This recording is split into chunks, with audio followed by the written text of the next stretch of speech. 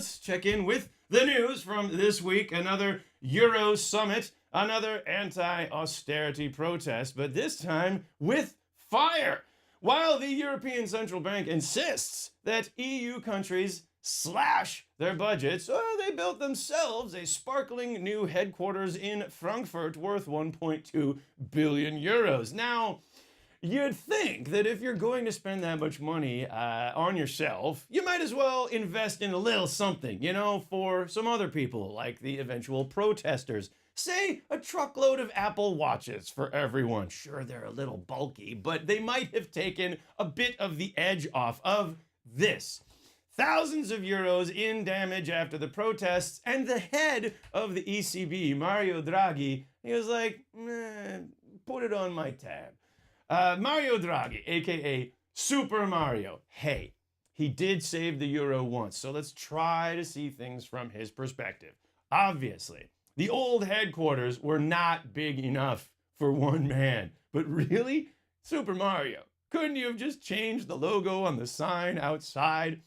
So yes, of course, there were protests, but the ECB seemed genuinely surprised, issuing a statement that due to the unexpected protests, the inauguration ceremonies would have to be scaled back.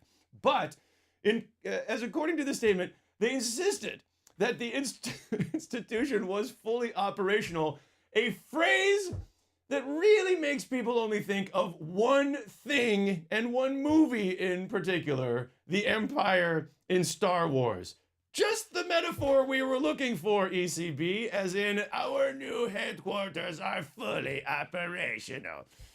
The ECB protests in Frankfurt are, of course, in addition to last month's austerity riots at the EU Commission in Brussels, and next month, protesters promise that the third member of the Troika, the IMF, will be targeted just so nobody feels left out.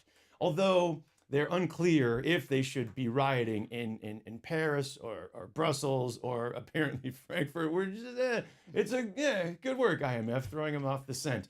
And while most protesters found their way successfully to the ECB headquarters in Frankfurt am Main, there are always a few protesters who show up to the wrong Frankfurt am Oder in the east of Germany, but apparently those protests were quite peaceful.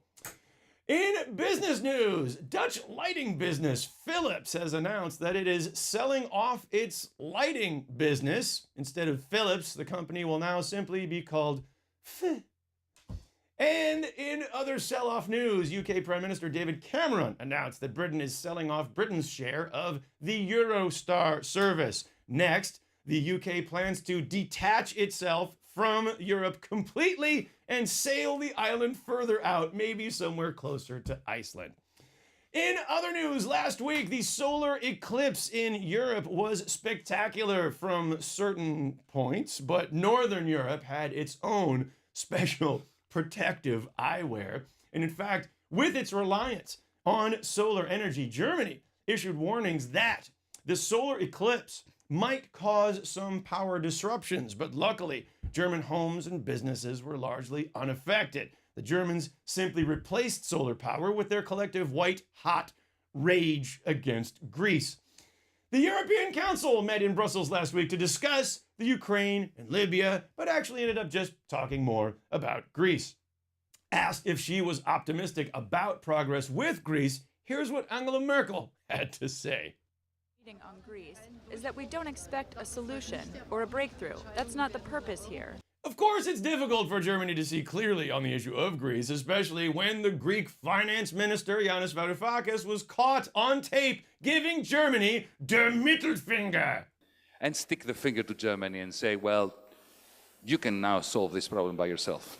Did he do the stink finger or no? Varoufakis says the tape is a fake, but that didn't stop the German media from reporting it as fact and then going collectively berserk.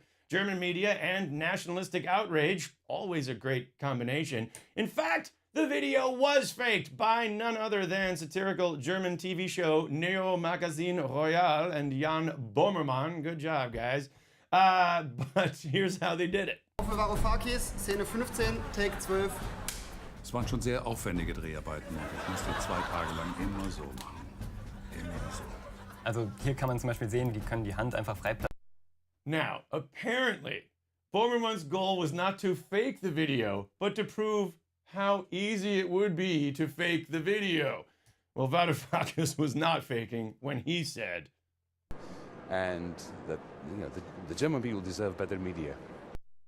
to be fair, the Greek people deserve better media as well. So let's take a look at this supposedly real video from Angela Merkel. Hey, Giannis, I got your middle finger right here. Why don't you take your cheating ass Tsipras and stop trying to Varoufakis?